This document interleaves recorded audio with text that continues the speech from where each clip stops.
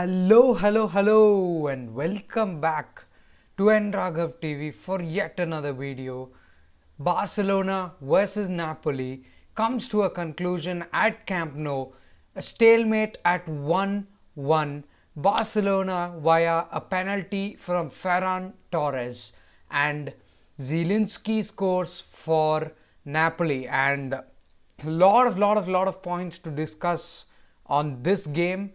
Interesting game as well, so let's get started. So Barcelona started with surprisingly Oscar Mingueza at right back, and Aubameyang made his first ever Barcelona start.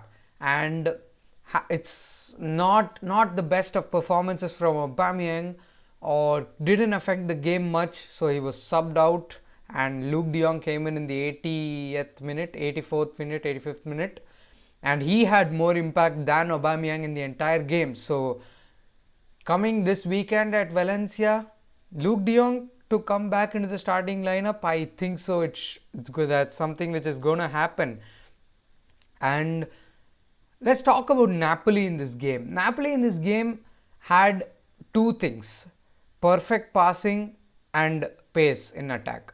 So Napoli did not try and keep possession like Barca, as we always try and do. But what Napoli tried to do was, when they win the ball, they tried and played perfect, inch perfect passes, good movement, and Victor Osimhen, man, what a player!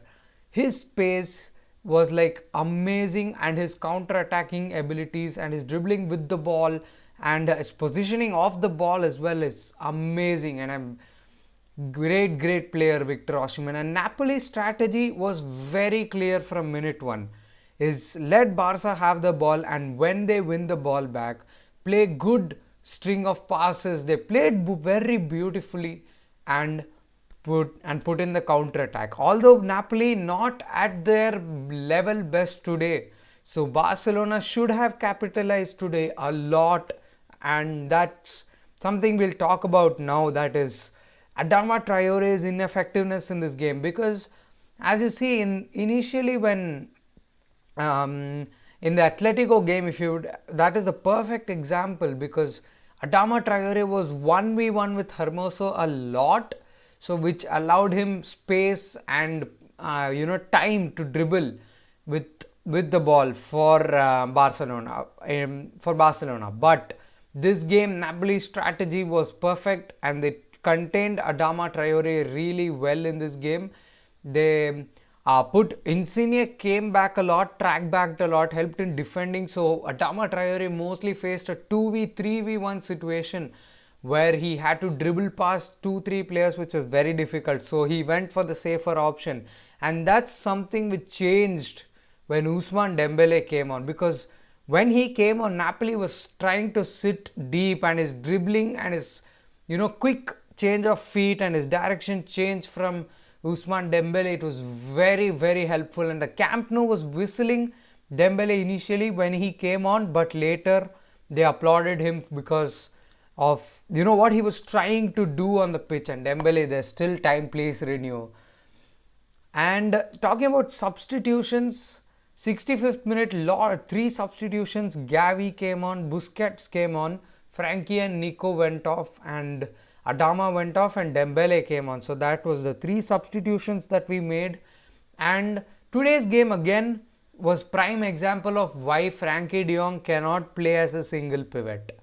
That's something which has been iterated multiple times, but I'm still unsure of what is the solution to replacing Busquets. Even I am completely unsure of what is the solution to replace Busquets, because Frankie de Jong today did not have the best of games. Nico as well was decent for the time that he had. Pedri was amazing today, and the CDM problems is still something we need to address this summer, because Busquets, man, is becoming, although he's error prone, gained a bit of control since he came on. That's something that we need to accept, and De Jong's passing wasn't at its best today. And coming on finally to the big point of today's game, that is Ferran Torres. So before talking about his performance, there's something I would like to say, that is fans to stop being toxic. And I mean, as soon as the game was over, when I pop onto Twitter, all I see is Man City sold squad fodder, Man City sold squad fodder, 55 million Timo Werner. That's all I am seeing, and that too it's our own fans. It's so surprising to see how fans are turning against a player, such a reaction, so reactionary, turning against a player right away after one bad game.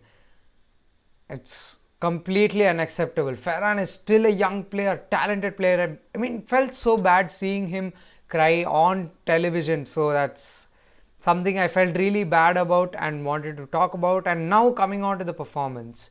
Started out on the left wing today, missed a lot of chances. Should have scored at least a hat trick today. Yes, that I'm not deluded. I will completely agree with the fact that he had to score at least 2 or 3 goals today. He missed, although I thought scoring the penalty would give him confidence, but